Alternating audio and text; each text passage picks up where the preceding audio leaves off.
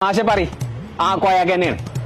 യൂസ്ഫിന്റെ കുട്ടീന്റെ എത്ര കൊടുത്തു കൂടെ പറഞ്ഞ് ചോറ്റും പാത്രം അത് ഇവിടെ ഉണ്ട് ആ മൈമൂനാന്റെ ബാഗ് ആ കട്ട് കൊടുത്തതാണ് പക്ഷെ ആൾക്കാരോട് അങ്ങനെ പറയണ്ട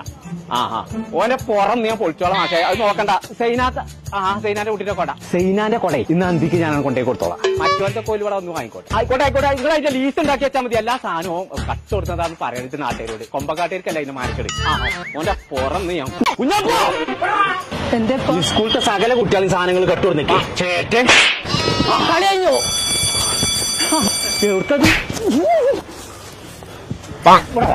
പറഞ്ഞത് സകല കുട്ടികൾക്ക് കട്ടുകൊടുന്നൊക്കെ ഏരട്ടെ എന്റെ സ്കൂളത്തെ സകല കുട്ടികൾ സ്കൂൾ തുറന്നപ്പോ യാറാ ഹൈപ്പർ അവരുടെ കടയിൽ ഫുള്ള് വാങ്ങി കൊടുത്തിട്ടേ നിങ്ങളോട് ഞാൻ വാങ്ങി തരാൻ പറഞ്ഞെങ്കിൽ വാങ്ങിയെന്നോ പിസ്ക തണ്ടായിട്ട് നടക്കല്ലേ പിസ്കന്നെ വാപ്പ ആന്നെ പറഞ്ഞ കൊമ്പക്കാട് പോയി